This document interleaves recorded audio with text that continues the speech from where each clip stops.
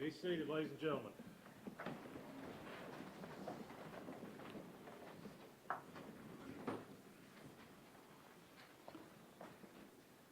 Good afternoon, everyone. Before we get started, I'm going to go over just a couple of housekeeping matters. Appreciate the folks from our law enforcement who are here today providing security for the building. Appreciate each of you, and your efforts have not gone unnoticed. I want to say that first and foremost. Second off, I want to just make aware that we are set for today for preliminary hearing in the matter of Mr. Austin Robert Drummond on the 4 counts that he had, I'm sorry, on the 5 counts that he has before the court, the 5 cases with 2 counts each. I want to take this time just to go over with everyone. We're going to have some statements and some evidence that may be entered today that may be difficult to hear, may be upsetting to hear. If at any time you feel that you cannot sit and listen to the proceedings, I would ask that you step outside. If anyone does have to step outside, that's fine. I don't mind that. If a disruption is made, then you will be removed from the courtroom. And if further disruptions are made, the court has the right to hold you in contempt of court, or the sheriff's office has the right to issue charges for disorderly conduct. I don't want to see that happen, and I don't think that we're going to have that happen. But I just have to give everybody that notice prior to this hearing starting. Mr. Goodman, good afternoon, sir. Good afternoon. General Hayes, good afternoon. Mr. Huffman, Mr. Mason, good afternoon. Mr. Drummond, good afternoon, sir. What are we proceeding on first? Because I know there is a motion before the court, and also we have a preliminary hearing. So how do we want to take that up? We'll just do the preliminary hearing first. Okay. Does the state have its list of who it intends to call today during the preliminary? Yes, Your Honor. Okay.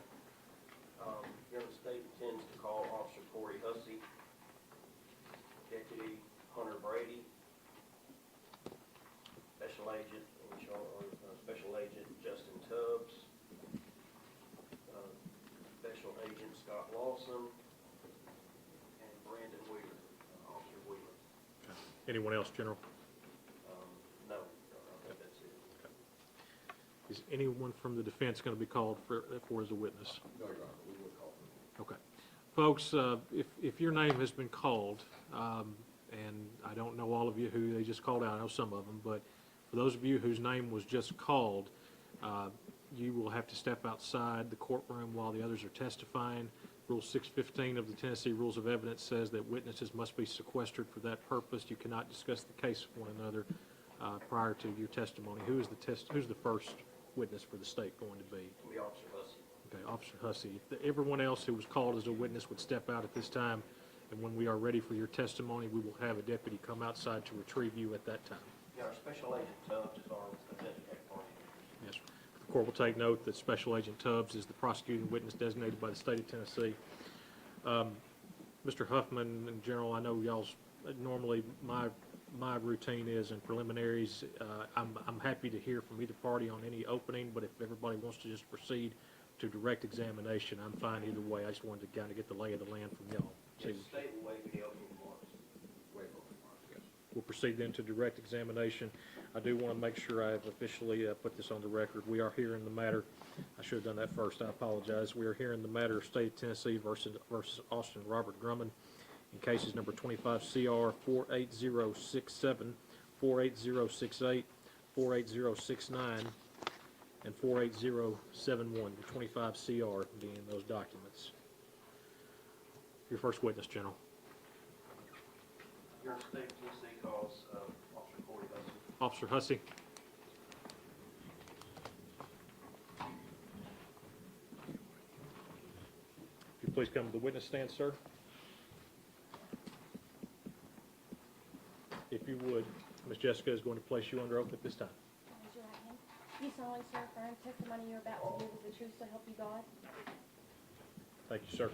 And Officer Hussey, be sure if you would to speak into the microphone. We've had these things kind of messed with and fixed in a much better way, and I appreciate our IT folks for that. But just be sure to speak into the microphone clearly because we are recording. Okay? Thank you. All right. Would you state your name, please? Corey Hussey. And where do you work?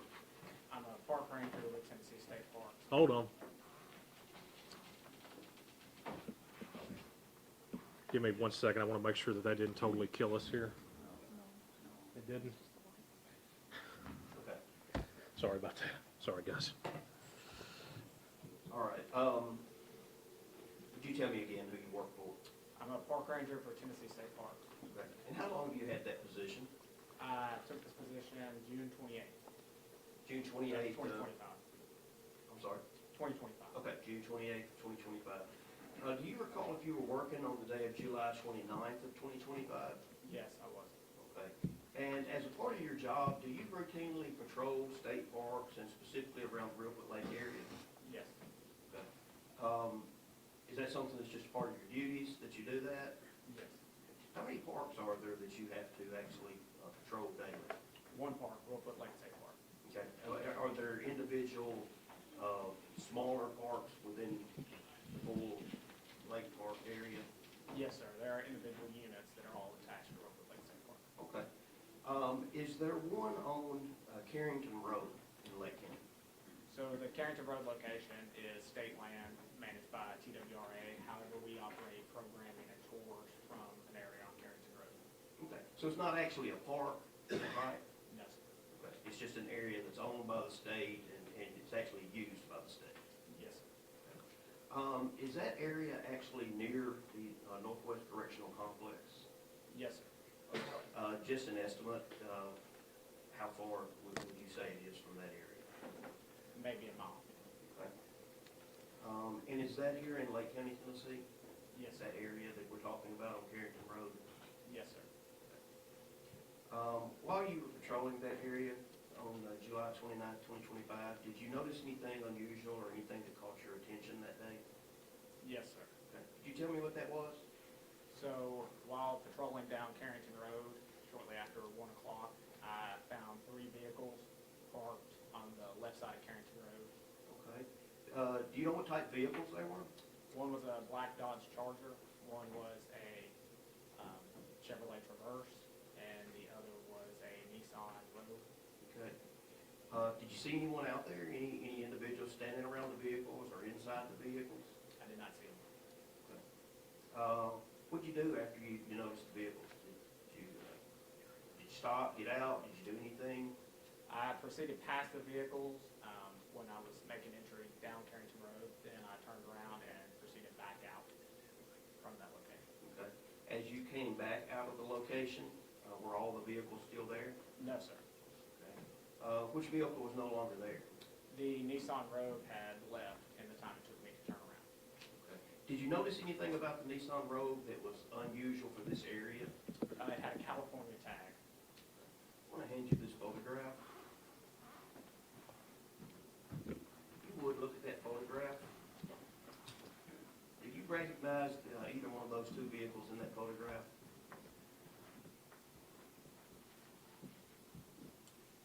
The Nissan Rogue with the California tag would be the similar make and model as what I saw.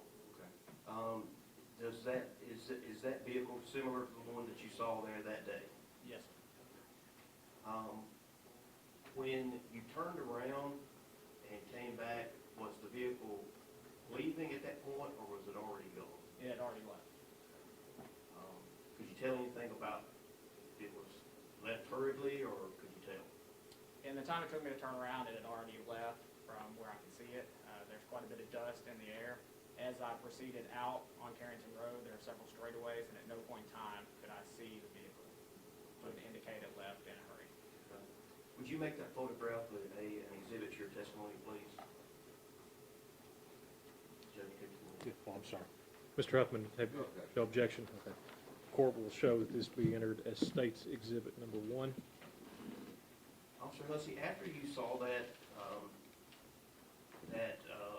vehicle leave and the other two vehicles that were still there, did you see anyone around at that point, around the vehicles?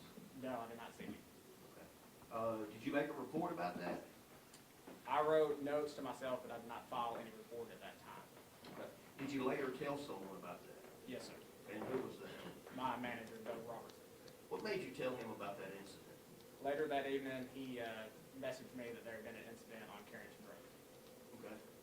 And at that point, what did you I immediately called him and informed him that I had been there earlier that day and had seen those vehicles. And was that information passed on to local law enforcement? Yes, sir. I shortly received a call from the Sheriff's Department along with TBI and shared that knowledge with them also. And after that, did you produce all of your findings to a report? Yes, sir. One moment, Sean. Yes, sir.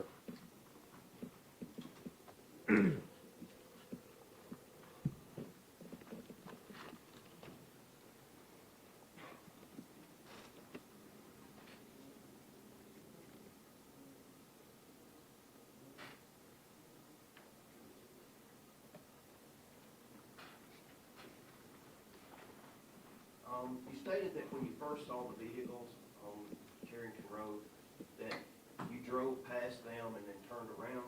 Yes, sir. How long did it take you to go down to the area that you were turning around and then get back to where the vehicles were? Only a few minutes, less than 5 minutes, probably 2 to 3 minutes. 2 to 3 minutes? Okay. Did you notice anything about the vehicles? Were any of the doors open or anything like that? When I was coming past the vehicles the first time, the black Dodge Charger's trunk was open. What about when you came back? The trunk had been closed at that time. So you passed 3 vehicles, trunk is up, within 2 to 3 minutes you come back, the trunk is closed, and the Nissan Rogue is gone. Yes, sir. And when you get back to the road, you see no sign. Yes, sir. All right, then I'll pass it with us. Yes, sir. Mr. Huffman? Briefly, Yes, sir. Officer Hussey, were you able to see any individuals on scene? You said you drove past, did you notice any individuals? No, sir. Okay. So, when you drove back by, same thing? No individuals at that time. Pass it. Yes, sir. Can you redirect, General? No, John. Officer Hussey, we thank you for being here, sir. You're released from your subpoena. You can have a seat here, or you're free to go, whichever you'd like to do, sir. Thank you very much. Next. State would call Deputy Hunter Brady. Yes, sir. Deputy Brady?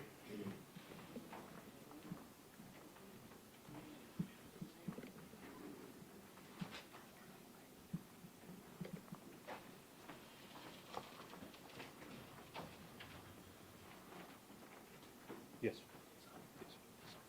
They can hear you. Absolutely.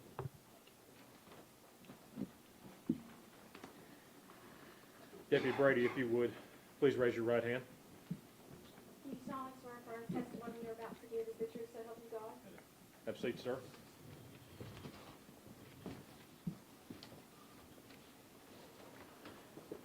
Good afternoon. Would you state your name, please?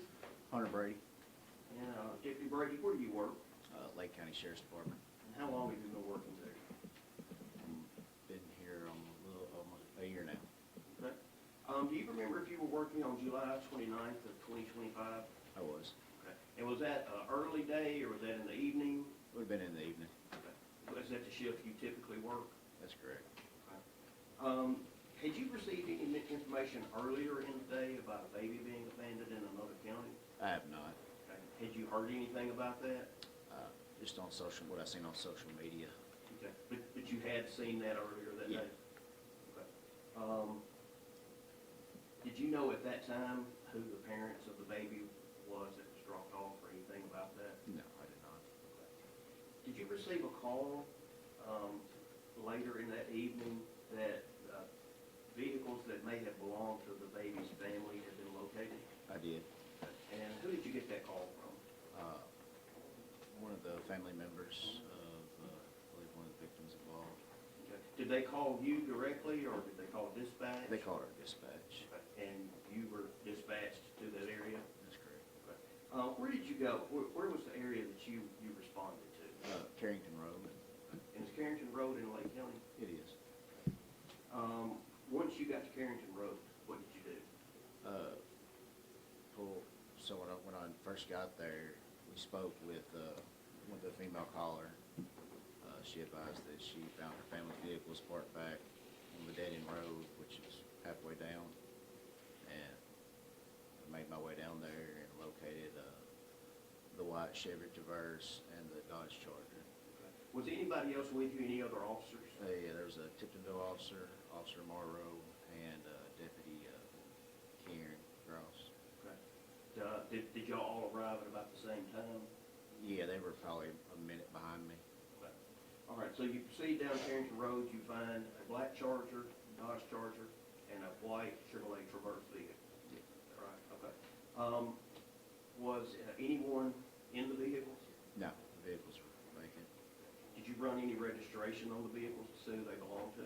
I was approaching the vehicle is why Deputy Gross started running the registration on the black Charger. Okay.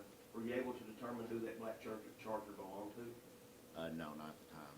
Or at a later time? At a later time. Do you know who that was? Do you know if it was Braden Williams? I never received the information from dispatch. She's the one that ran the registration. Okay, all right, fair enough. So you didn't see anyone in the vehicles at the time. Did you start to look around the vehicles or look in the vehicles? Yeah, so I first looked in the passenger side of the vehicle Which one? of the white Chevy Traverse. Okay. Did you notice anything when you looked inside? Yeah, red substance that I believe it was blood at the time, all in the passenger side front and the passenger side rear. Okay. What'd you do at that point? Advised the other officers on the scene that we had either an active situation going on or something had happened and we needed to search the area. Okay. And so did you start to do that? Yeah. Okay. Tell me what happened. I walked around the vehicle a little bit and then I noticed a shoe sitting off the trail that was directly behind the vehicle and it had some blood on it, so that was the direction we determined we needed to go. And I went off in the woods, and that's when I located two bodies in the directly behind the white Chevy Traverse. Okay. Did you, before you found the body, did you notice if there were any shell casing around the vehicles or anything like No, that? not at the time. Not yet. Okay. Did you later find that Yes, there were? yes. After we located two bodies, we started taping everything off and made our way back up. And that's when we located multiple shell casings around the vehicles. Okay. All right. Let's go back to the first two bodies that you located. Tell me how they were when you found them. The male was laying on his back under his mother, and there was a tarp over the top of him. What was the tarp? Do you know what it was made of? Or? It was like the camo nylon material, the mesh material. Were both bodies completely covered with that material? Yeah, except for they had maybe their hand exposed out from the side. Okay. What'd you do at that point? That's when, started communicating with the officers, hey, we needed to secure the scene, start a crime log, and then look for and gather evidence. Okay. Did you secure the scene at that time? Yes. What did you do to secure the scene? We taped it off, cleared the area, and, contacted our supervisors so they could contact TBI. Okay.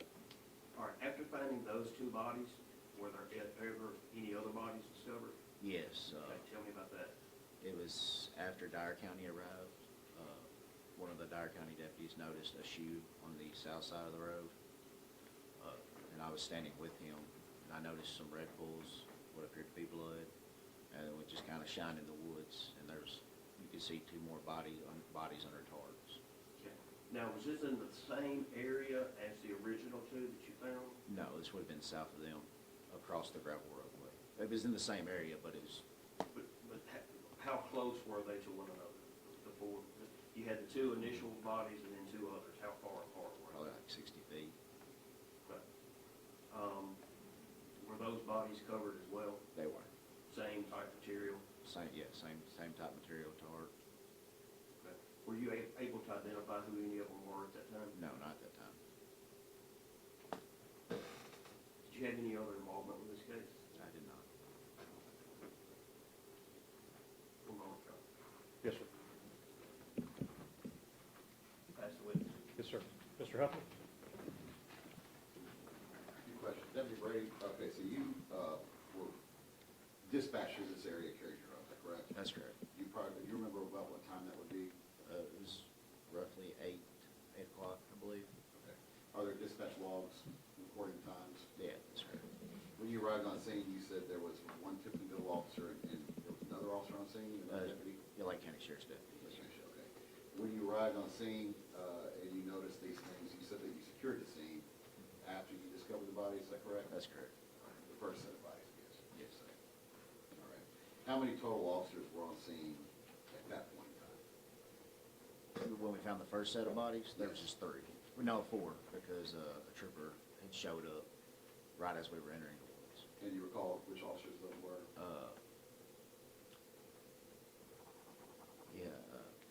Hayden, Trooper Hayden. And did you write any reports or anything like that? I did. Would those names be located in that report as well? Yes. All right. You said when you were on scene, you secured the scene by taping it off? That's correct. All right. And how long after arriving on scene and discovering bodies did you do that? It was within minutes. All right. And you contacted your supervisors and they contacted TBI, is that correct? That's correct. Were you wearing your body-worn camera at that time? I was. Was it active at that time? Yes. Is that footage backed up? Yes. And available for the discovery? Yeah. Were you in a marked vehicle? I was. Does that have a dash cam? It does not. The other officers, do you know if they had body cams or dash cams? They have body cams. We don't have dash cams. To your knowledge, were those active as well? To my knowledge, yes. And when you were securing the scene, were you doing any evidence collection? We was marking evidence as we were finding it, yeah. Okay. Did you remove any items? No, Did you take any photos at that time? I did not, no. Yes, sir. Any ready to General? Oh, yeah. Deputy Brady, thank you, sir. You're releasing your subpoena. You are either free to go or free to stay, whichever you'd like to do, sir. Your next witness, General. I'm just gonna call Officer Brendan Wheeler. Officer Wheeler.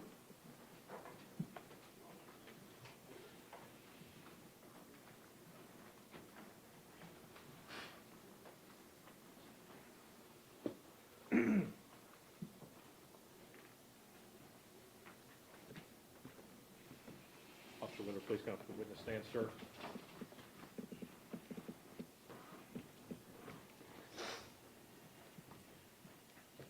And if you would, sir, please raise your right hand. Do you solemnly swear affirm testimony you're about to give is the truth, so help you God? I swear. Thank you, sir. Be sure to speak in the microphone.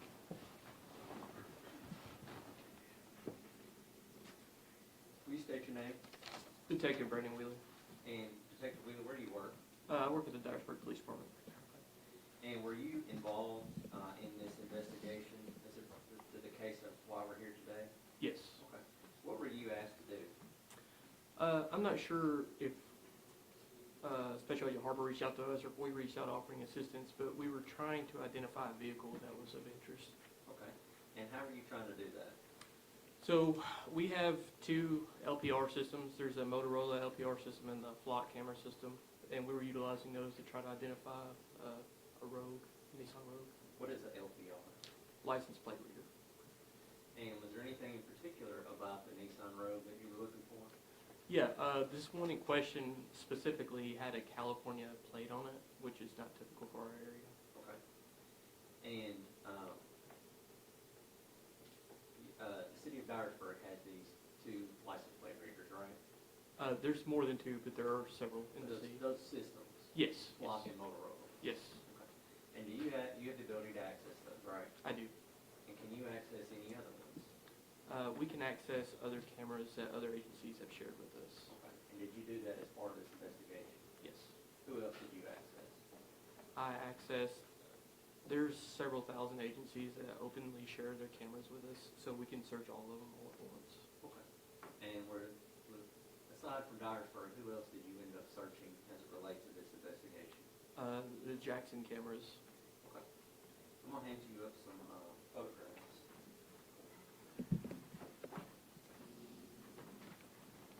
Thank you. Do you recognize that one? I do.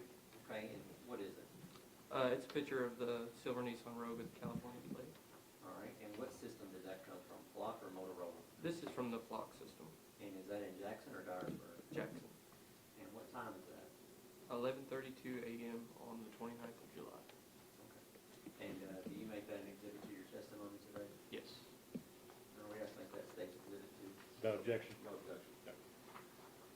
you, that's, sorry, we'll mark this as State Exhibit 2, Ms. Jessica. Thank you.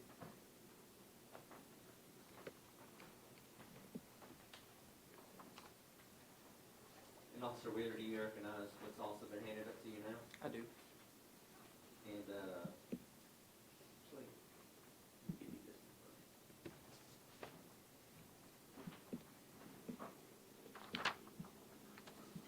You recognize that one as well? I do. Okay, and what is it? It is a picture from the Motorola system in Dyersburg, capturing the vehicle going northbound Highway 78. And that's the same road with the California license plate? It is. It's the same license plate as we saw in the first picture? It is. Okay. And what time of the day is that one captured? This one was captured at 12:39 p.m. on July 20th.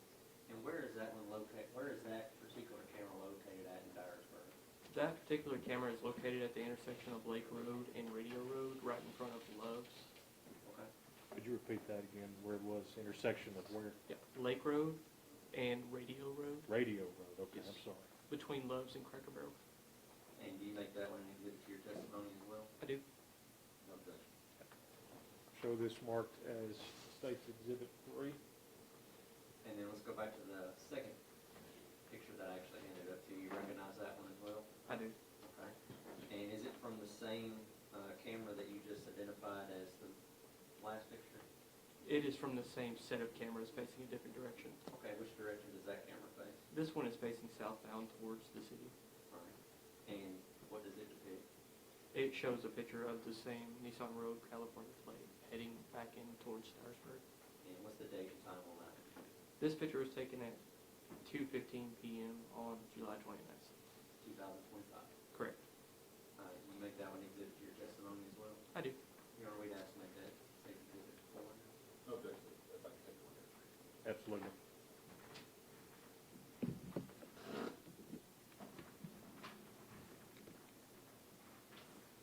Show this marked as State's Exhibit number 4. One more photo then. Yes, sir.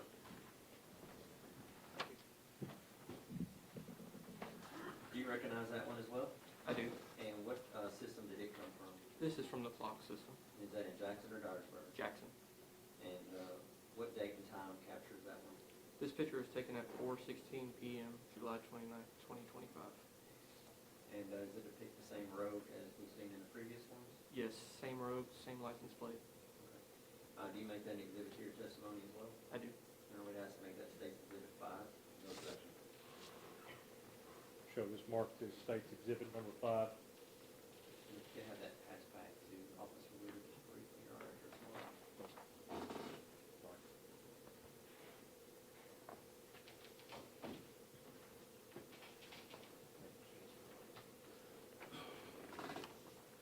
Officer Wheeler, on that last photo, was there anything of significance that you noticed? Yes, this is a photo taken from the front angle of the vehicle, and you can see the driver in this photo. Okay. And can you describe the driver? The driver appears to be a white male, has a goatee, and looks very similar to the defendant. And was there anything that you noticed about the vehicle in that photograph? Yes, so the vehicle in this photograph appears to be much dirtier, especially around the wheels and the rims, than it was previously earlier in the day. Your Honor, I'll pass the witness. Yes, sir. Mr. Huffman? Just a few questions. Detective Wheeler, so you were asked to look for a Nissan Road with California plates, is that correct? I don't remember the exact parameters, but I believe we were looking for a Rogue with California plates. Did you have a plate number? No, sir. All right. Once you located the vehicle in the photos that was presented in the evidence, did you continue looking for other Nissan Roads with California tags? Yes. Okay. Did you find any more? No. And the only photo, I believe, was Exhibit 5, was the front view of the vehicles. There were other ones were from the rear, is that correct? I don't remember exactly, but I think they were all from the rear. Okay. And then the one on Exhibit 5, which is from the front. Yes. That's all. Any redirect, gentlemen? No, Your Honor. Detective Wheeler? Thank you, sir. We appreciate it. You're free to go, free to stay, whichever you choose to do, sir. Your next witness, General. It's Special Agent Scott Hall. Agent Lawson.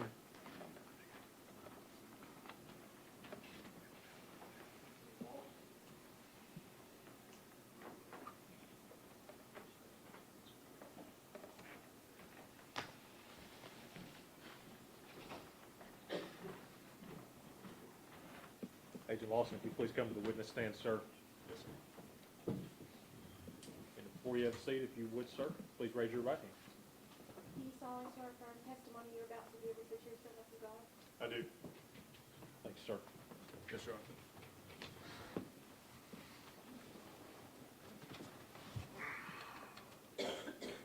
State your name, My name is Scott Lawson. and do you work for the Federal Bureau of Investigation? I do. Okay, what is your current assignment with the FBI? I'm a special agent on the Safe Streets Task Force. Okay. And were you involved in the investigation as to this homicide in Lake County? I was. What role did you play?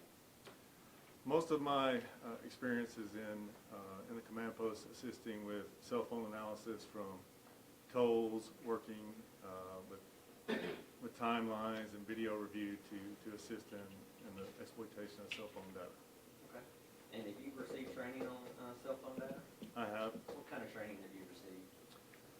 I'm a member of the FBI's child abduction team, and we get yearly training with our cellular analysis survey team. That's the experts at FBI headquarters with analyzing cell phone data, geolocation data.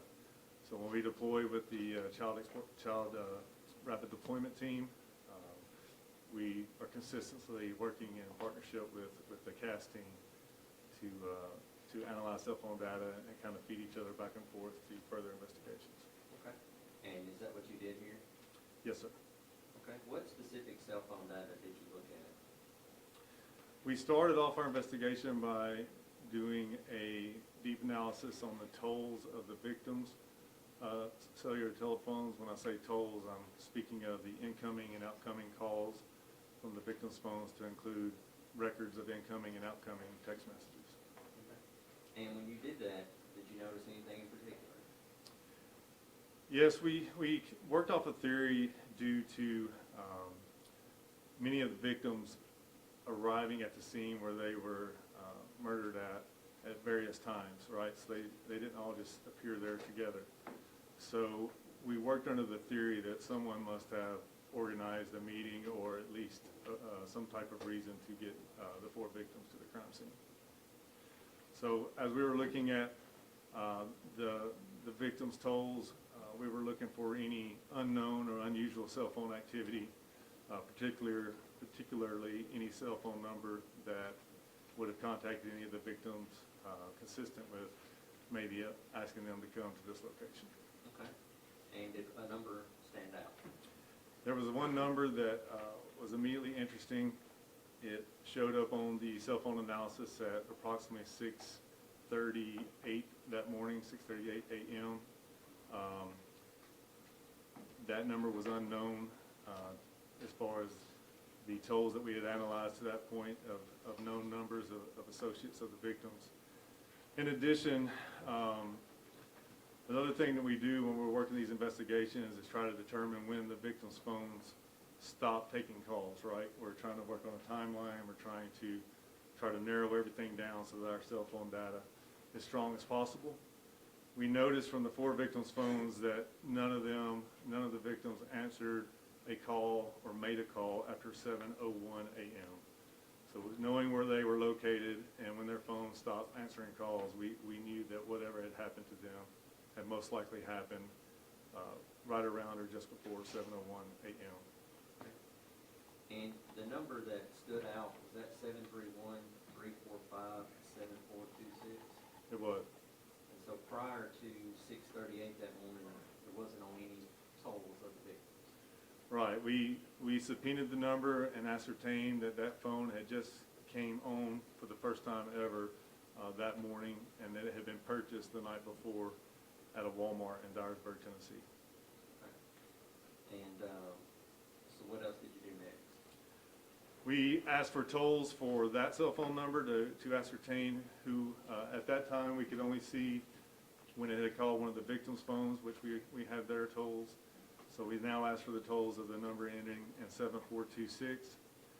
One of the first things we saw when those tolls came in is that at 7:01 was the last call with one of the victims, Adriana Williams, and at 7:25 it was calling persons associated with the rental of the Nissan Rogue car that was in question. So we knew pretty confidently that that number was very interesting to us. We then asked for the cell phone company to provide geolocation records for the cell phone 731-345-7426, and immediately we ascertained that that number had been at the crime scene and had started traveling south from the crime scene at approximately 7:24 a.m.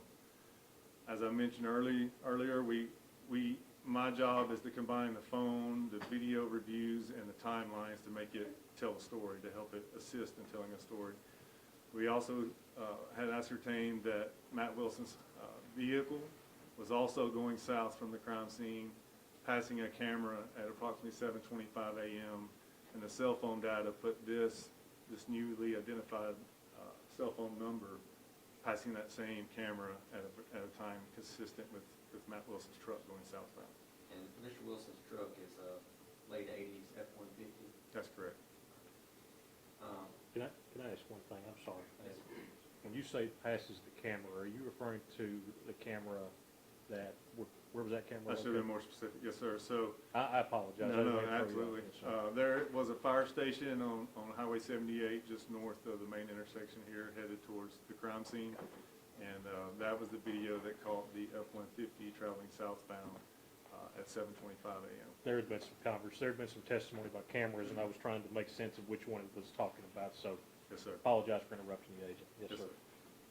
All right, Agent Lawson, you had mentioned that 7426 caught a number associated with the rental. Can you explain that? Yes, due to some good work performed previously, there was a Nissan Rogue that had been identified that had been rented in Jackson, Tennessee the day before and picked up on the morning of the homicide. This vehicle was captured on license plate readers going northbound towards the crime scene and then going southbound away from the crime scene at a time later in the afternoon. In addition, there was some identification of the vehicle from a park ranger being seen at the location. The investigative team followed up with the rental agreement and with Enterprise Rental Car to learn about who had rented this vehicle, and identified a Michelle Ovelis, I may not pronounce the last name correctly, Ovelis, as being the renter. As that investigation continued, she had identified that the vehicle had been given to Austin Drummond and rented on Austin Drummond's behalf. Okay. And did she have any connection to the defendant, Mr. Drummond? Her boyfriend, Giovanni Thomas, was closely associated with Austin, and she was also closely associated with an individual named Tanaka Brown. Our phone toll analysis identified that at 7:25, as that number 731-345-7426 was leaving the crime scene, it was jumping on a three-way conference call with Tanaka Brown and Giovanni Thomas. Okay. And then what happened next? So, obviously at this point, we were extremely interested in just learning everything we can about the user of this telephone number. We learned that upon departing the crime scene, it traveled to an area in Dyersburg commonly known as Bikini Bottoms. Bikini Bottoms used to be like an off-road recreation vehicle area for ATVs and such. When the phone arrived, and a point of interest, as this phone is traveling south towards Bikini Bottom, one of the victim's phones is traveling in concert with that phone, so that was very interesting to us as well. Both of those phones got to the Bikini Bottom area, and the phone 731-345-7426 arrived at Bikini Bottom at approximately 7:44 a.m. and stayed in the area to approximately 9:04 a.m. Based on what we do in violent crime investigations and the knowledge base that we have, we theorize that something as far as getting rid of evidence or weapons or something had happened at that Bikini Bottom area. And in fact, did it? It did. There was, based on the phone data and the investigation in whole, search parties were organized to go to Bikini Bottom. On the day that these phone tolls were being worked, they initially found a Tennessee driver's license for Matthew Wilson. And the next day, we found Mr. Wilson's vehicle down the ravine there at Bikini Bottom. And that's the late eighties F-150 truck? Yes, sir. Did 7426 stay at Bikini Bottom? It stayed there till about 9:04 a.m., and then it began a southeastwardly travel towards Jackson, Tennessee. Okay. And did it eventually reach Jackson? It did. Do you know what time? I'll refer to my notes for a more specific time.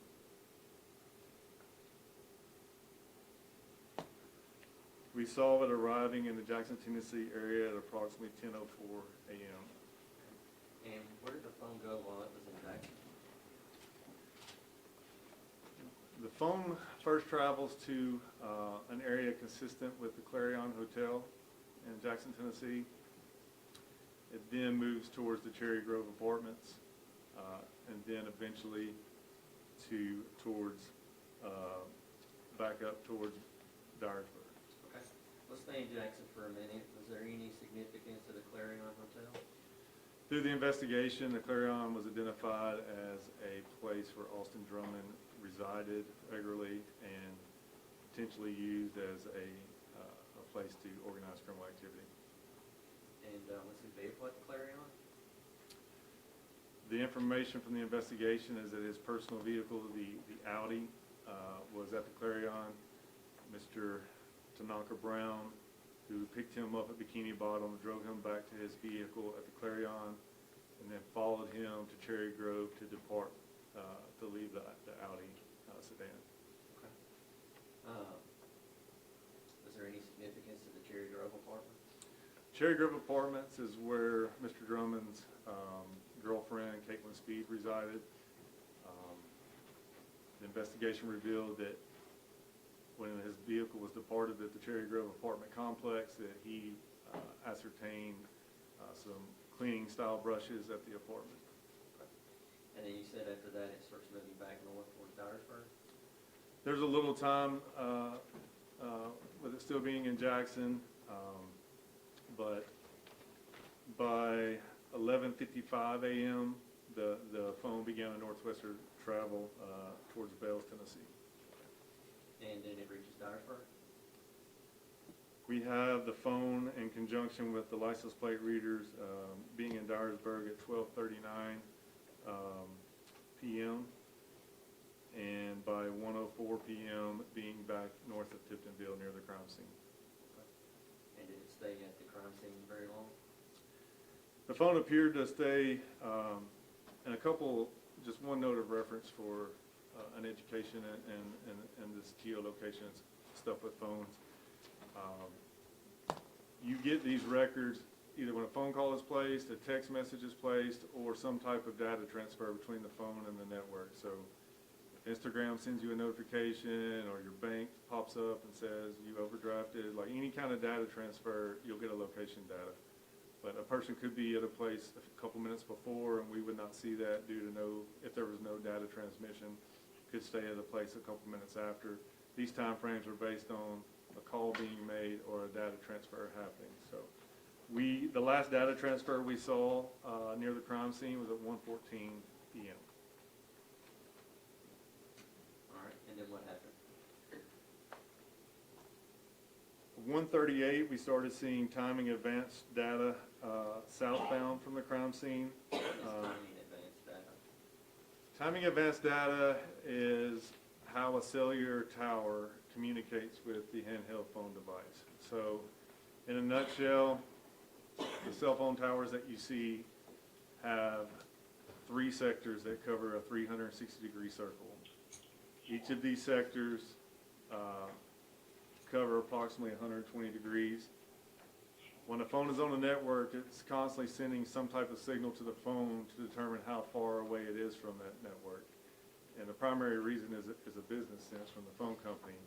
They need to know which tower that phone should be using to have the strongest reception or the strongest data capability. So as that ping is going to that phone and coming back to that tower, if it's getting a little too far away or maybe a little closer to another tower, it'll tell it to start communicating with the stronger tower. So what we can do in law enforcement is we can ask to obtain that timing advance data. And what that will do is say, when the phone was making that call or having that data transaction, what sector is it on, what 120-degree arc from the tower, and how long did it take that communication to go to the phone and back.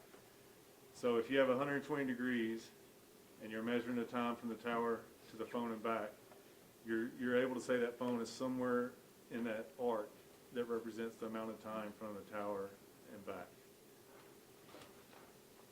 So at 138, you start seeing timing advance data moving south from the crime scene? That's correct. Okay. And what happened next? Still tracking south towards Dyersburg through 2:14 p.m. Then we have another license plate reader hit in Dyersburg at 2:15 p.m. From the next timing advance data of significance was from 2:32 to 2:35. It was tracking towards Friendship, where the 8-month-old Westland was dropped off. The phone hit a arc right over the house where the baby was dropped off at approximately 2:35 p.m. When you say the phone hit an arc, what does that mean? So when the phone made either a data transfer or a phone call or a text message at 2:35, the phone communicated with the tower in an amount of time consistent that it had to be in an arc that covered the area of the home where the baby was dropped off. Okay. So then what happened after that? Around 2:35 to 2:55, the phone starts slowly going back northbound towards Dyersburg.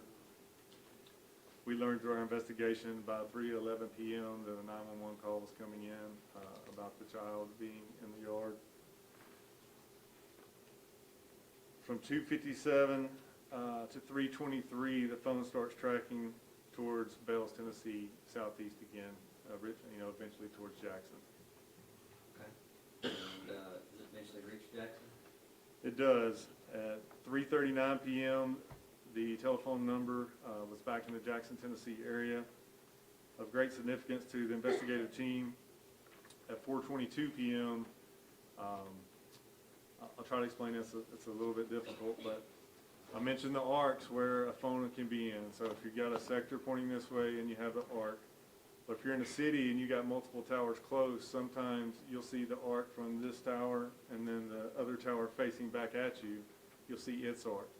So if you ever have two arcs intercept, you can not only say the phone is in the arc, you can say it's exactly, you can say with great confidence that the phone is where the two arcs intercept. You almost have to see that, but where the two arcs from two towers intersected from 4:22 p.m. to 6:06 p.m. was right over Austin Drummond's parents' home. Then did he leave his parents' home? Approximately 6:34, we saw the phone being in an area consistent with the Clarion Hotel again. And then at 8:44 p.m., we saw the phone being in an area consistent with being back at Cherry Grove Apartments at Caitlin Speed's residence. And then of note, the phone went off the network. Well, let me mention this. Of note, Lake County receives the 911 call at 8:17 p.m., kind of alerting the family and the public to what's going on. The phone went off the network for the last time ever at 8:44 p.m. So the phone was just turned on for that day and then was never used again after 8:44 p.m. Thank you, Agent Lawson. I'll pass it. Yes. Mr. Huffman? Few questions, Agent Lawson. Yes, sir. So your role in this case was essentially limited to the cell phone data analysis, correct? Cell phone analysis and just assisting with interpretation in the command post of the timeline, the video, and the phone data. Okay. All right, now, I actually understand what you're talking about with the triangulation regarding those things. The only way, so when you have cell phone data, my understanding is, and Luke also from your testimony, there are 120-degree arcs. You typically, cell towers have three areas encompassing 360 degrees, is that correct? That is correct. Right. Now, in order to determine the position of the cell phone, you can tell which sector it's in, correct? Absolutely, yes, sir. And unless you have the timing advance data, you do not have a distance from the tower, correct? Right, that requires the timing advance data. All right, so if you do not have the timing advance data, you just know it's somewhere in that sector. Yes, And that could be large areas, square miles, correct? yes, sir. All right. How many of these locations did you have timing advance data? For instance, you said there's one where the timing advance data gave you the triangulation directly over Austin Drummond's parents' house. Yes, All right. A couple times you testified that you had the cell phone at the crime scene. yes. Was that given with the timing advance data, or was that just in the general area with the sector? That was with timing advance data, but it would be with one arc, so it could be in a great length of area in an arc, but the arc was over the crime scene. Okay, so you did have a sector and an arc. Yes, Okay. yes. That was my question. Did you ever determine who purchased that cell phone? You said it was purchased in Walmart in Dyersburg.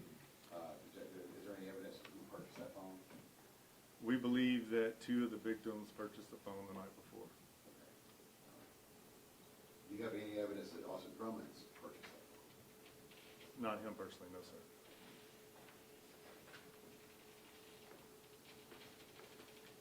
In Bikini Bottom, you said that you located the Tennessee license of Matthew Wilson as well as his truck in a ravine, is that correct? The truck was in a ravine. My understanding is the Tennessee VL was a paper copy, and it was not down the hill. It was up more in a kind of common area, but it wasn't down the ravine. Were you involved in that search or processing that scene? No, at all? sir. No, sir. One moment, Judge. Yes, sir.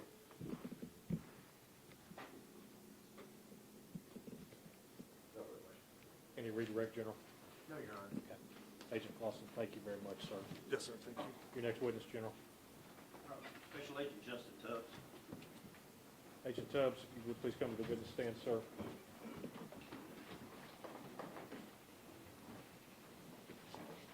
If at any time any of the parties need to take a break, use the restroom or do anything, just let me know and I'll be happy to do that. I just forgot to mention that. Agent Tubbs, raise your right hand, sir, please. You solemnly swear that the testimony you're about to give is the truth, so help you God? I do. Thank you, sir.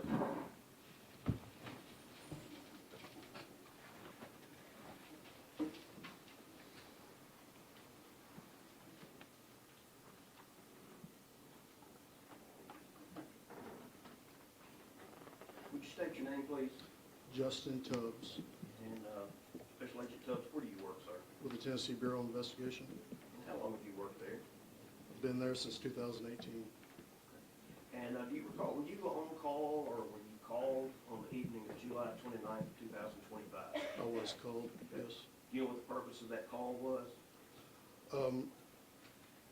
Lake County Sheriff's Department had been called to an area out by the prison where two vehicles I had received emails about the child that was missing that morning or that afternoon From Dyer County? from Dyer County, and the parents of the child plus the grandmother and the uncle of the child. So whenever I was called, I was told their vehicles and the deceased victims had been found out at the end of Carrington Road. Okay. Did you go to that scene? I did. Once you got to that scene, what did you see? There were members of not only the Dyer County Sheriff's Department, Lake County Sheriff's Department, Tennessee Wildlife Resource Agency, because it was on their land. But there was also some special agents from the TBI who had also been called to come out and assist me. Once we got out there, I saw the black Charger that was known to be driven by Braden Williams, 15-year-old child, and a white Traverse that was known to be driven by Courtney Rose. Was anyone inside the vehicles? They were not. Okay. What'd you do after locating those vehicles? We had Deputy Hunter Brady walk us around the scene as to what he had discovered whenever he first came upon the scene. And He showed us inside of the white traverse, there was a red, brownish stains substances that are consistent with what I know to be blood. And then he showed us, And let me ask you this, do you know who that white Traverse belonged to? it was known to be driven by Courtney Rose. Go ahead, I'm sorry. And if you drive down Carrington Road, to the left where it kind of comes to a dead end, it's almost like a parking lot where these vehicles were parked. Behind that is whenever you start walking into the woods, same as if you, what the deputy before was talking about, if you cross the road, you have wooded area in front of you. So the deputy took us to the back of the parking lot and showed us where Braden Williams and Miss Courtney Rose were laying. They were covered with what looked like to be camouflage burlap, which is commonly used with hunting that I know of. And then he walked us in front of the parking lot across the road where the bodies of Adriana Williams and Matthew Wilson were at, and they were also covered with the same type of burlap. Were you able to, were they all four deceased? They at the time were. that you arrived? Yes, sir. Were you able to determine the cause of death at that time? Or They- what, not a medical cause, but what appeared to be? The injuries were consistent with gunshot wounds that all four victims had. Were you able to determine how many gunshot wounds there were? Not at the time. Were you able to at a later time? Yes, whenever the medical examiner out of Nashville called me with preliminary findings, he informed me of how many wounds and type of wounds that each victim had.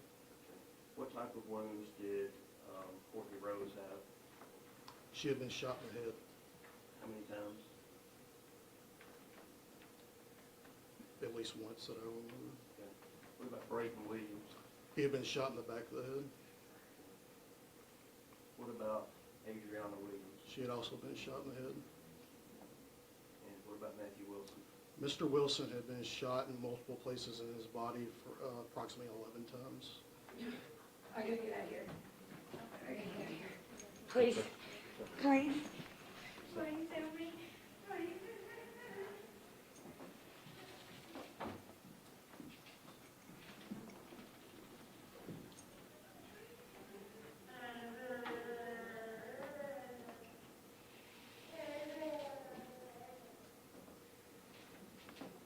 Go ahead, Neil.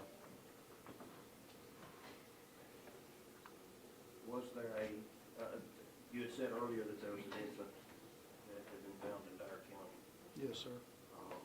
I assume, did you find any evidence of an infant that may have been there?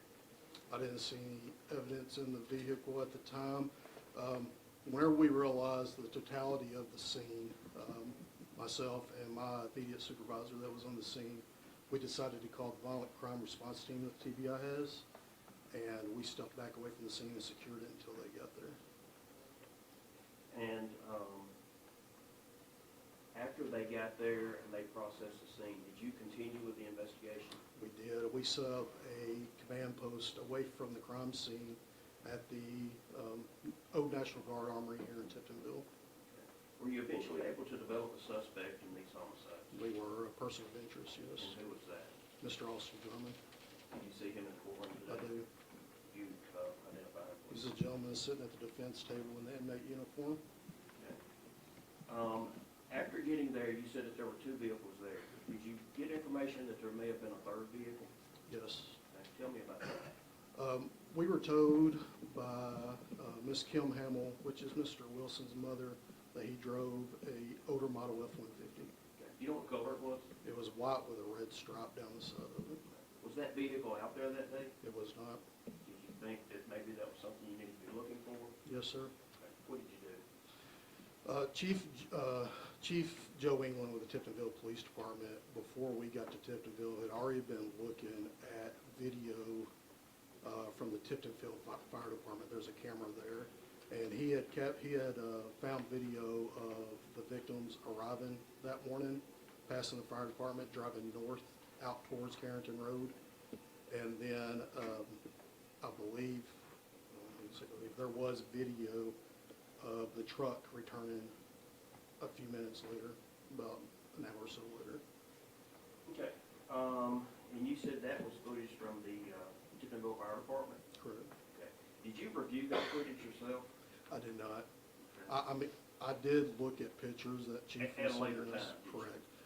We obtained the entire video. We sent an agent to Tiptonville to obtain video not only from the fire department and other places of interest along Highway 78. One thing that we usually look at on security cameras is the date and time. Correct. Did you check that on these cameras? On the fire department camera, I did ask the chief to check what the time on the timestamp was on the camera footage versus the real time. Okay, and was it accurate? It was not. Okay, what, about how far off was it, just approximately? Approximately 53 minutes. Approximately 53 minutes, okay. Was the date correct? Yes. All right, maybe hard for you to see. I'm gonna show you a video on the screen there.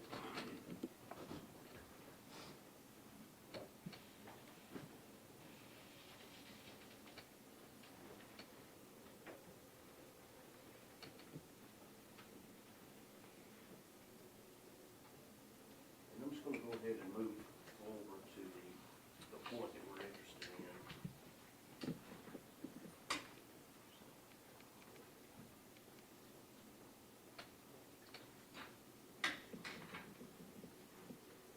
General, while you're pulling that up, I want to ask one question. You're saying, I just heard a moment ago, you said on the time period right there, which is marked in the right-hand corner of the screen, the bottom right-hand corner, that is actually, if it's saying 5:35, it's actually 53 minutes ahead in time. Is that what you're saying? So if it's 5:35, it's going to be 53 minutes. So the time that's on there is 53 minutes slow. Okay, so it should be 6:28 or 6, somewhere around 6. Approximately. Okay, Yes, sir. I just wanted to make sure of that. Thank you. Okay, I want you to look at this camera that from the fire department. Tell me if you can tell me what these, I'm sorry, let me back up just a second.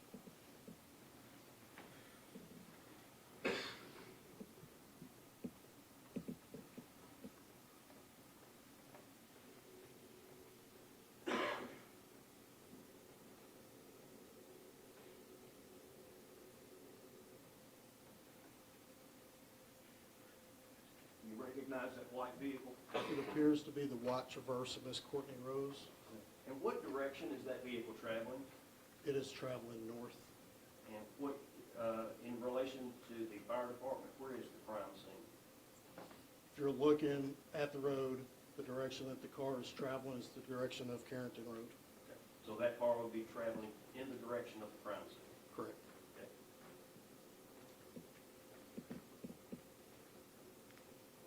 And then you recognize that vehicle? It appears to be the vehicle that Mr. Braden Williams would have been driving.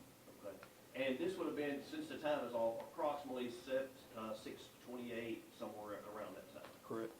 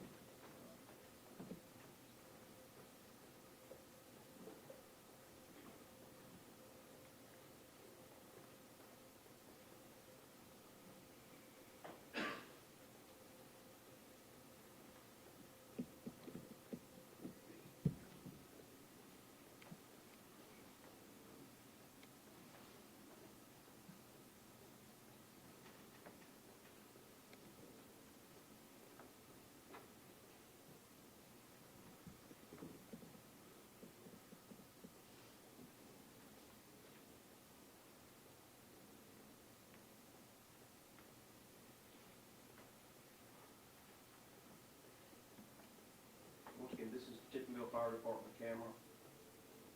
Is that right? Correct. Pointing south.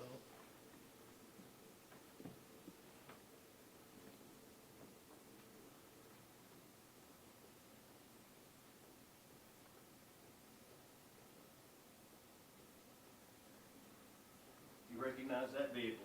I do. That is the vehicle that appears to be driven by Mr. Matthew Wilson. And is that the vehicle that was not at the scene that you were looking for? It was not at the scene. Okay. And the time, once again, it's not correct. So is it approximately 20, 22, 23 minutes after the first two vehicles came by? That's correct. Okay.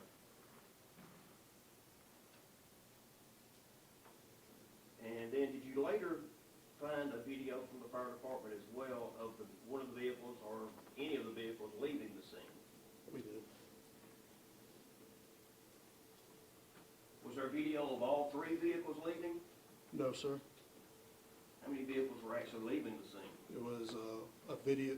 On this video, it only captured the truck of Mr. Matthew Wilson.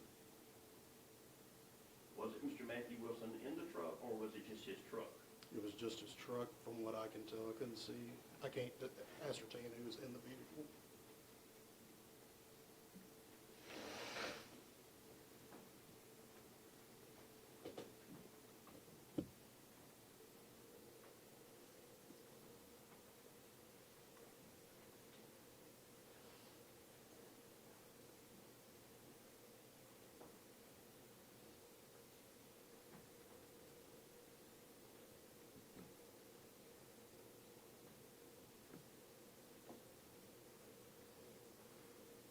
Same vehicle leaving the scene? It appears to be, yes. Okay.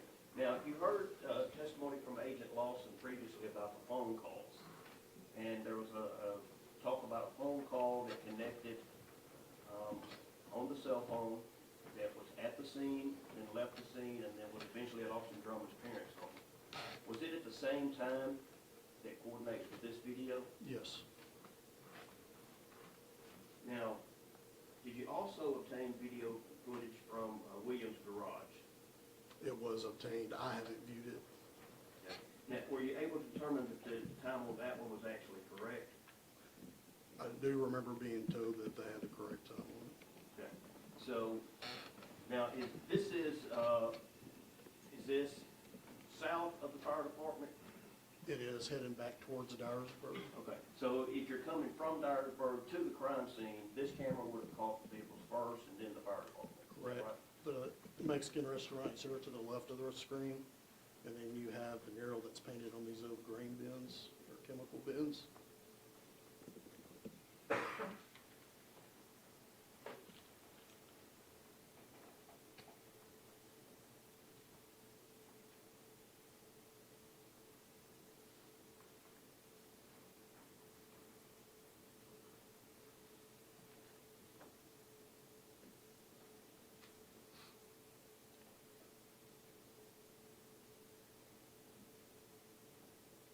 Okay. Is that the same white Traverse we saw previously? It does appear to be the same watch. And that time is 6:27 a.m. Is that correct? That's correct. So that time is actually accurate. That's the time that the vehicles were actually going towards the crime scene. The real time, whenever this video was seized or collected, was the same time as what the live image on the screen that they were watching the video was. So yes, that's the correct time. So that would have been the correct time. And then the black vehicle that is trailing, That appears to be the same Dodge Charger that was at the crime scene.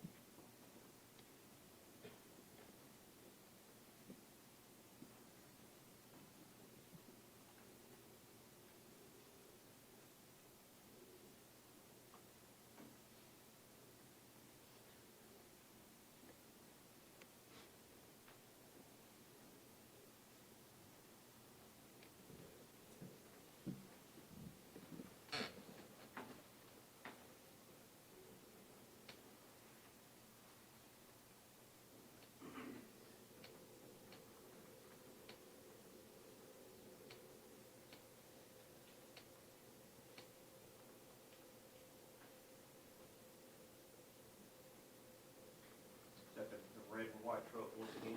It is. Can you tell how many people are in that vehicle? There appears to be 2 occupants in the vehicle. And that time, 6:50 a.m., that would be the accurate time? That's correct. So about 20 minutes after the first two vehicles came by. Yes, sir. And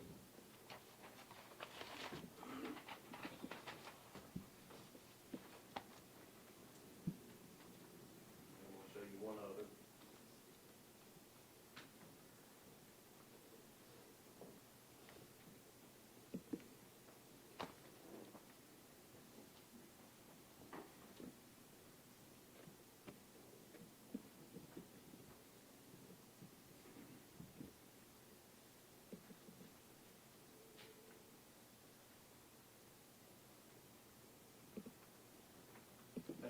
vehicle now leaving the crime scene? It appears to be. And once again, the time on that. This is 07:25 a.m. So approximately 30 minutes after it passed by the first time. That's correct. Can you tell if there's two people in the vehicle? It doesn't appear to be. I can't see anybody in the vehicle from here. You see anyone in the passenger seat? You mind if I stand up? No, go ahead. I don't mind. You not? Did you know how far it is from the Mexican restaurant there to the crime scene that you were driving? Just a few minutes. I'm not sure on the mileage. Maybe 2-3 miles, Maybe 10 minutes? maybe. So we've got about a 30-minute gap there from the time that the vehicle passes here, gets to the crime scene, and then comes back to that point. That's correct.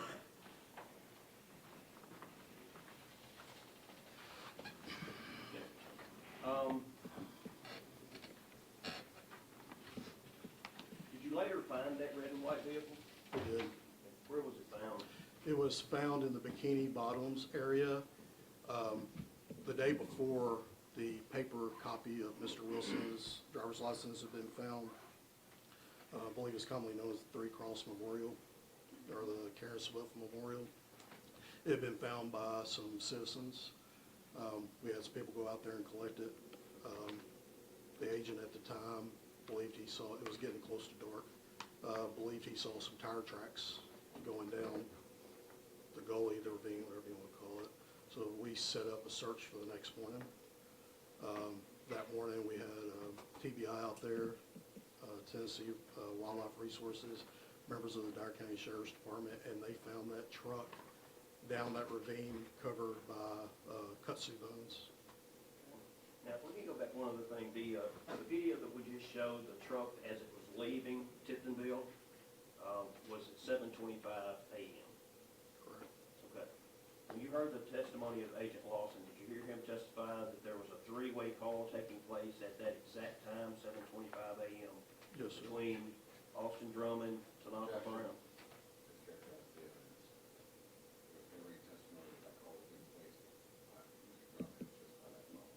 Okay, let me rephrase that.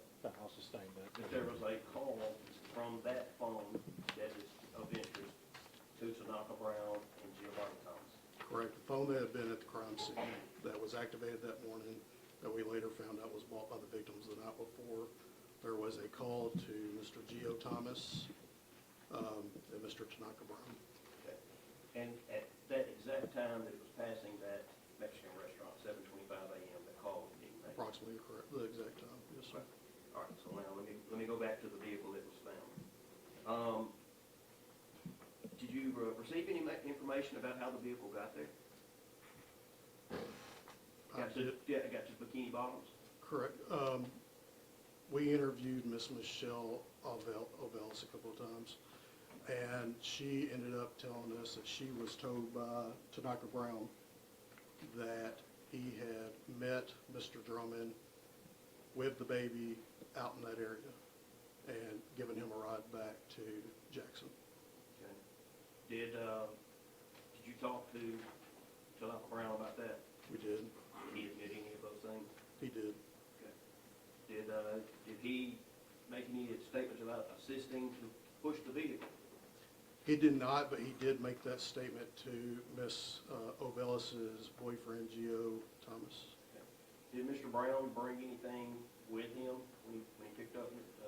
Drummond? During an interview with Mr. Brown, he informed me that whenever he was on that three-way call with Mr. Drummond, Gio Thomas, that Mr. Drummond had asked him for a ride, and he also told him to pick up cleaning supplies. Well, he said he stopped at Walmart in Jackson and bought gloves, bleach, and trash bags. Okay. Do you know if those supplies were used at that crime scene or at the scene of the truck? We were told by Mr. Brown and Miss Ovelis that whenever they returned the vehicle, there was cleaning supplies and trash bags in the trunk along with a gas can. Okay. So, Mr. Tanaka Brown, at admits that he picks up Mr. Drummond and the baby from Bikini Bottoms Correct. He also told Mr., I'm sorry, and takes them where? takes them to, the first place he took them was to the Clarion Hotel in Jackson off Carriage House Drive. That's where Mr. Drummond's Audi vehicle was parked. Mr. Drummond got the vehicle. Mr. Brown and him went to the Cherry Grove Apartments where they dropped the Audi off. They continued on from there with the child in the car to the apartment of Geo Thomas and Michelle Ovellis to retrieve the rental car. Okay. And the rental car, what type of rental car was it? It was a Nissan Rogue. Do you remember the color? It was a silver or light gray. And what type of license plate did it have? It did have California tags on it. And had you received information previously from a wildlife officer that may have seen that vehicle? He is a state park ranger, Mr. Corey Hussey.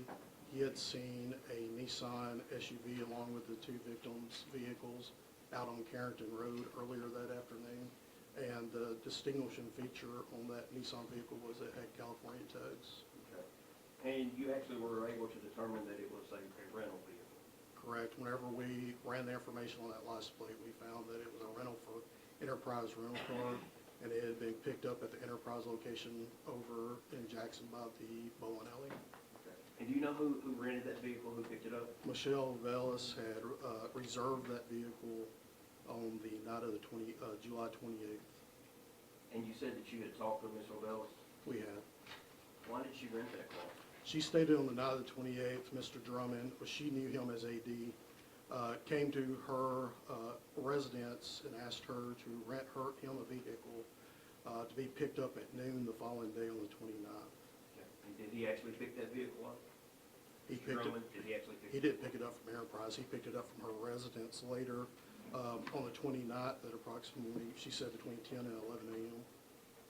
Do you know if he was alone at the time he picked up the vehicle? Ms. Ovellis and Mr. Thomas both told us that Mr. Brown, Mr. Tanaka Brown, was with him whenever he arrived and obtained the rental vehicle and left in it. Okay. And about what time was it that he left, after he picked up the vehicle and left their residence? She stated it was sometime between 10 and 11 a.m. Okay. And that was in Jackson? That was in Jackson Okay. on the 29th of July. All right. We've heard evidence already about flock cameras and about looking for footage.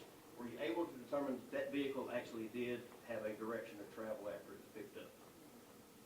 Correct. We had it on camera sometime after 11 o'clock, or we did find that it was on camera sometime after 11 o'clock leaving Jackson. Okay. Which direction did it go? It was headed north. And once again, is the crime scene north of Jackson? It is. Okay. Did it eventually make its way to Dyersburg and then back to Lake County? It did. It was recorded at the intersection over by Love's at Cracker Barrel in Dyersburg, Okay. heading towards Lake County, north towards Lake County. And was the picture clear enough to see if it was clean, dirty, anything about it? It was. It appeared to be a cleaner car. Okay. Was it later seen coming back into Dyersburg? It was. And was there a difference in the car as far as the cleanliness of the car? I do not recall if it was the camera there in Dyersburg or if it was a camera in Jackson, but it did appear to be dusty from the bed line of the doors, including the tires and rims. Okay. The road out on Carrington Road, is it a paved road out to the area?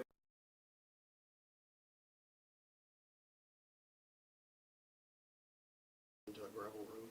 Okay. And And the area where the crime scene actually is, where the cars and the bodies were, was a gravel parking lot. do you have to drive a good distance on that gravel portion of the drive? You do. Now, we reviewed video cameras previously of the Dodge Charger, the white Traverse, the red and white pickup truck 4450. Was there also video that captured the Nissan Rogue in Tittenville? I believe there was a video. I don't recall which establishment that video is from. Okay. Once again, you did receive video images from Williams Garage. Correct. If you would, I'd like to show you the video.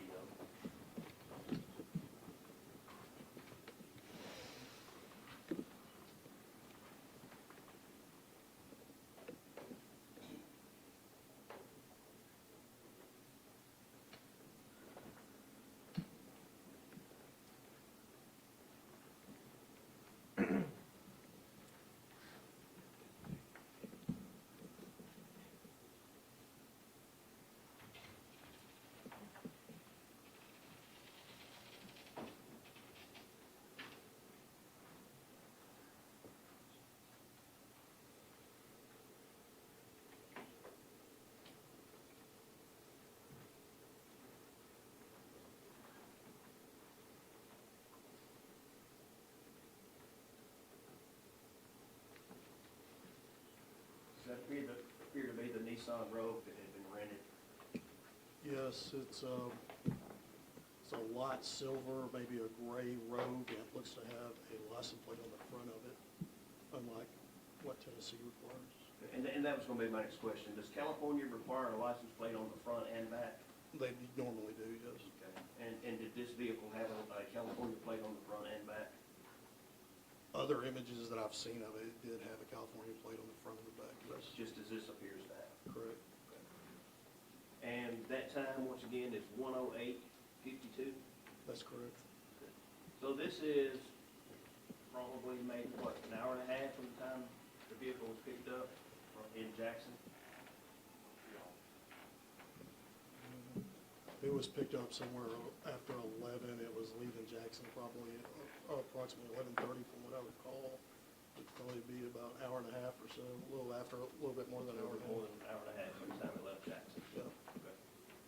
All right, and we'll show you one other video.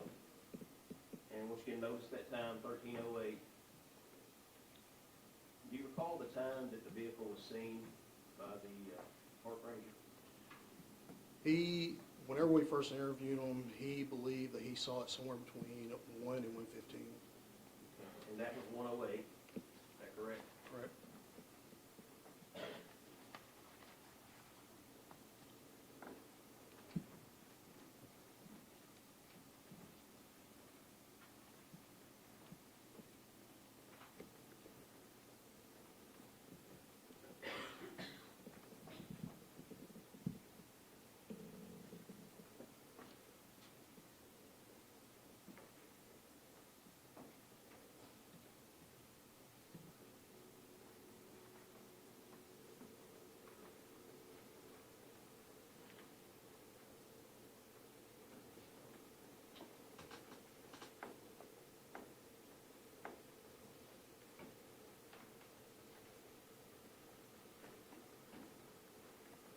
Does that appear to be the same vehicle going back towards Jackson? It does. So it was originally 1:08, it's now 1:33, so approximately 20 minutes or less from the time that it was seen previously. Is that right? Correct. So would that be just about enough time to go up there, turn around, and come right back? It would be.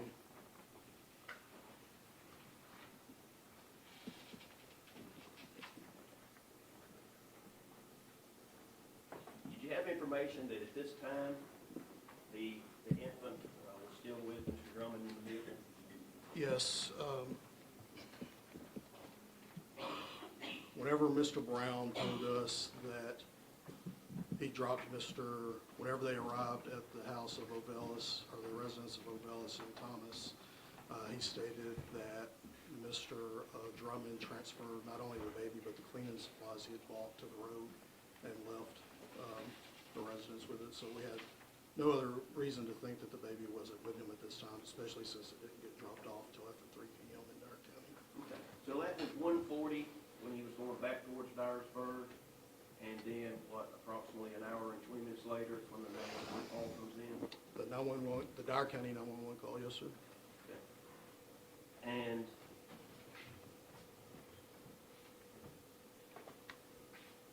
this may be a silly question, but do you know if Mr. Drummond was the legal guardian of the child? No, he wasn't the legal guardian of the children. Do you know if he had custody of that child, had permission to have the child? No. Now, you did request cell phone data, which we've heard from already, is that right? Correct. We had started working with as soon as before we even set up our command post, we started contacting our agent, Andy Valley, who also works with FBI agent Carla Rexon, who also analyzes phones and the type of data that Agent Light does. And he started submitting paperwork to AT&T and other companies for the victims' phones to start getting their data. Okay. Were you able to determine where the phone came from? The phone in question that Agent Scott Yes. Wilson. Dyer County Sheriff's Department whenever they gathered the video from Walmart the night before on the 28th, They also found, got a receipt from Walmart showing that a purchase by the victims of the burlap, the camouflage burlap, or similar camouflage burlap that was at the crime scene, along with a cell phone. Sorry, General. Do you recognize that This is the receipt I've seen, correct? from the cell phone purchase? Right. And do you know who it was that purchased that cell phone? At the time, I was told it was one of the victims. I believe, or I do recall that I've been told that Mr. Braylon Williams was actually seen on camera purchasing the phone. Did you make that exhibit your testimony? I will. Without objection, Mr. Huffman. Shows this marked as State's Exhibit 6.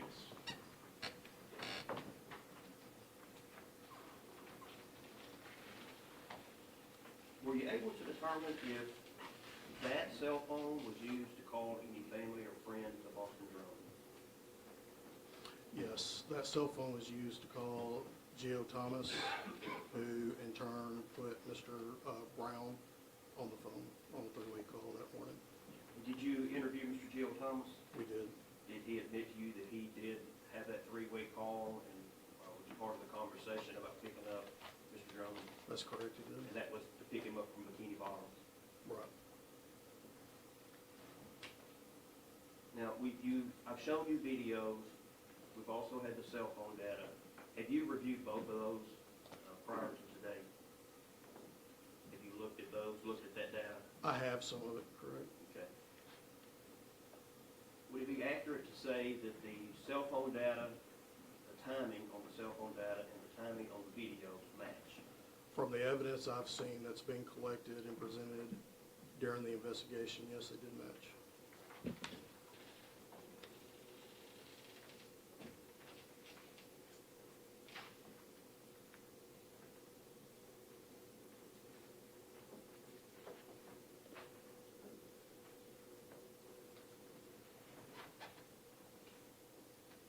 When were you able to take Austin Drummond into custody? He was taken into custody on, it would have been that Tuesday after, I believe it was August 6, 2025. So a week later? Correct. After being taken into custody, are you aware of any statements that Mr. Austin Drummond has made while being incarcerated? I've been listening to his phone calls, correct? Did he give an interview with a reporter in Nashville? Yes, he did. And in that interview, did he admit that he was at the scene at the time of the murders? He did. Did he also admit that he had dropped the child off on the side of the road at Dyersburg? I don't recall that part. No. Are you aware of the fact that Austin Drummond has previous felony convictions? He does.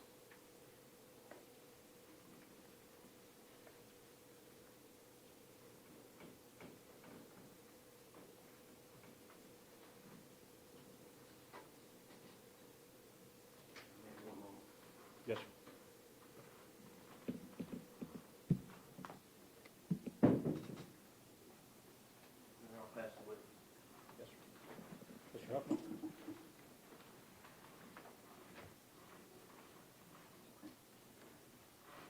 Good afternoon, Agent Tubbs. A Thank you, few sir. questions.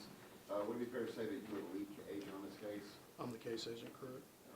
So you pretty much have seen most of the information as it comes in. For instance, the medical examiner's report. You have preliminary reports, is that right? I had a preliminary phone call. I haven't received a report yet.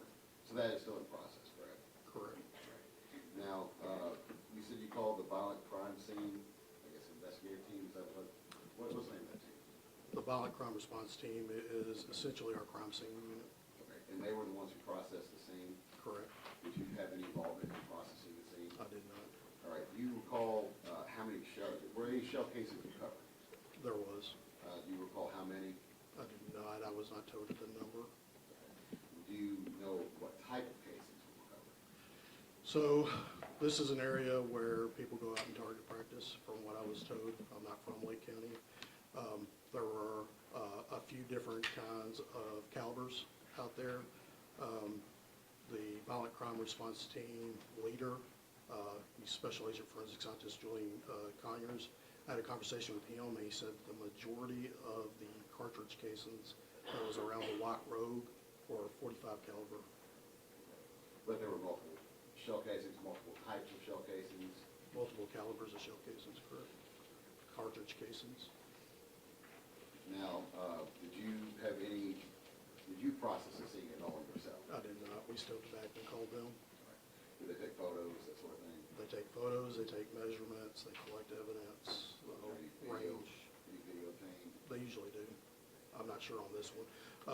So whenever they finish processing and they do all their evidence, all that, they will create what they call a crime scene investigation report with the photos and everything. That's still in the process.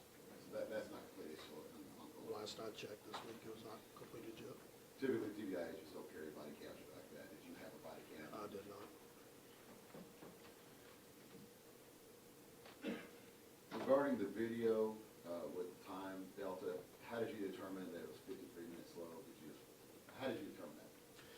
Whenever I was talking with Chief England, I asked him what the time was on the, what he was looking at live on the video camera, because he went back to the fire department to see how far was behind, or if he could get any more video of any of the victims' vehicles, any other vehicles that might be suspicious. And I asked him to look at what the real time was in the live video versus what the, like what was on his watch. And he found that it was 53 minutes behind. During the course of your investigation, were you able to gather any evidence as to why these victims were on the scene? During interviews, yes, we were told by family a possibility about why they were out on the scene. And what was that possibility? The introduction of contraband into the Northwest Correctional Facility. Were you able to obtain any evidence regarding that? Regarding them being part of it? Well, you said that the potential introduction of contraband in Northwest, was there any contraband found on the scene? No, there wasn't any on the scene that I'm aware of. I have not been told by the violent crime response team what was in the car, but that has not come up in our discussions. Yes, sir.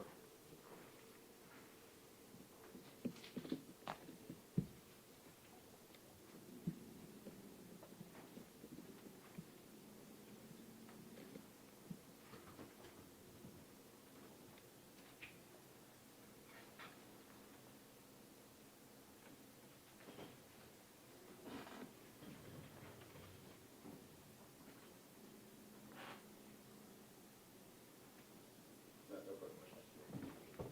Any redirect, General? One of the things that I failed to include the actual videos. I played those. Did you make that into your testimony? I would. No further questions. Agent Tubbs, you may have a seat before you Yes, go, sir. whichever you choose to do. Thank you, sir. The next witness. The only other proof we have is we do have certified copies of the verification of death for each individual. We would ask to submit those. Without objection. Show the CD being entered with the video as States Exhibit 7, and then this being entered as States Exhibit 7. Or 8, I'm sorry. I apologize, number 8. That concludes the state's proof. It does, Your Honor. No Mr. further. Drummond. Anyone wish to be heard on argument? Yes.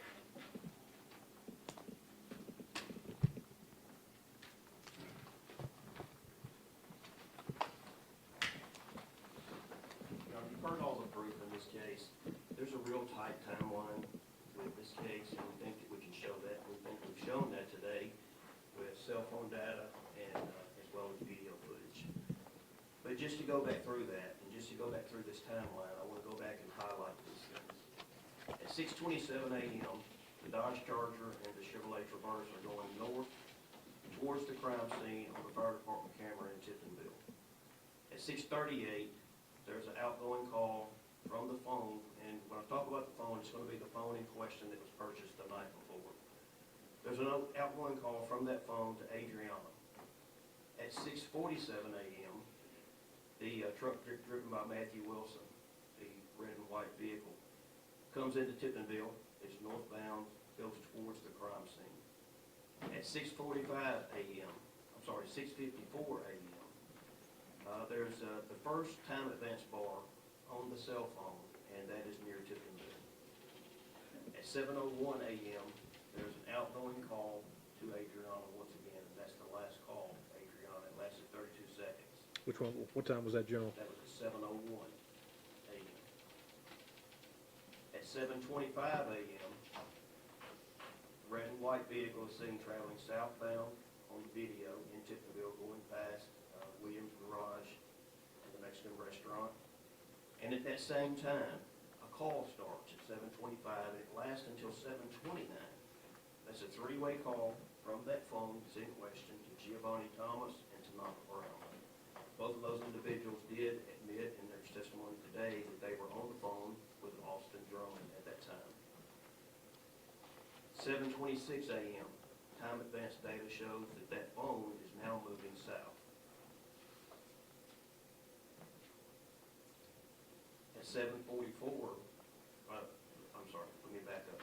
Between 7:25 and 10:06 a.m., there are approximately 15 calls between that phone number and Giovanni Thomas. At 7:44 a.m. and up until 9:04 a.m., so almost a 2-hour period, a little short of, I'm sorry, not 2 hours, almost an hour, a little over 45, 50 minutes. It shows that the phone is actually at Bikini Bottoms in Dyer County, and it's stationary, it's sitting there. From 9:17 to 10:04, the time advance showed that there was southbound movement once again. This time it was going towards Jackson, and this is at the time that testimony was that Tanaka Brown had drove from Jackson to Bikini Bottoms to help push the red and white vehicle into the ravine, pick up Austin Drummond and the child, and drive them back to Jackson.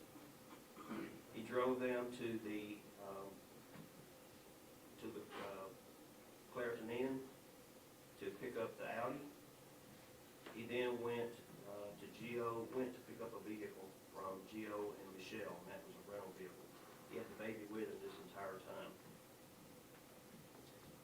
At the time of 11:55 until 12:07 p.m., we now have a different vehicle, and we have the Nissan Rogue with a California license plate that is traveling northbound towards Bells.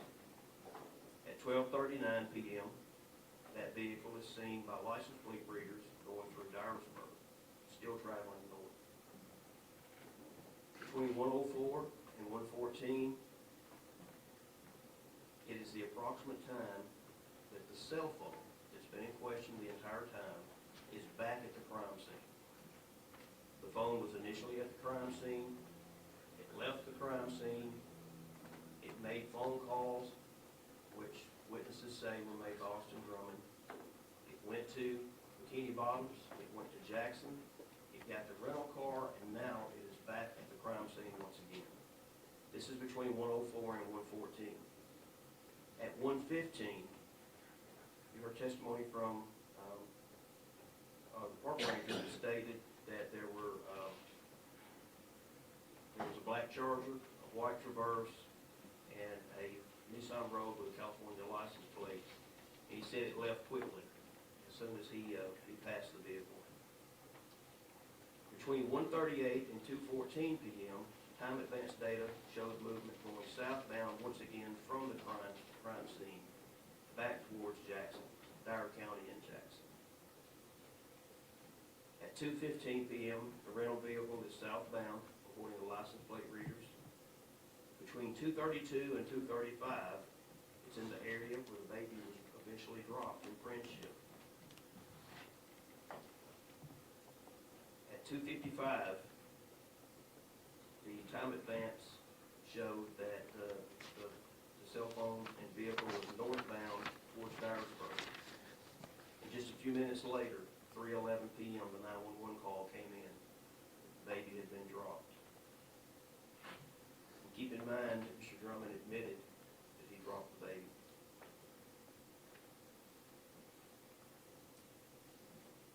Between 2:57 and 3:23 p.m., the FaceTime advance showed that the vehicle was traveling southeast, back towards Bells, and back towards Jackson, and was back in Jackson by 3:39 p.m.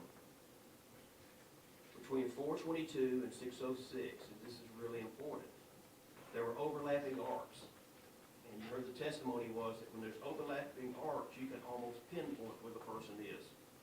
And those arcs overlapped right above Austin Drummond's parents' house. And it stayed there for an hour and a half. From 6:34 to 8:44 p.m., it was back to Clarion Hotel, and then at Catlin Speed residence, who was Mr. Drummond's girlfriend.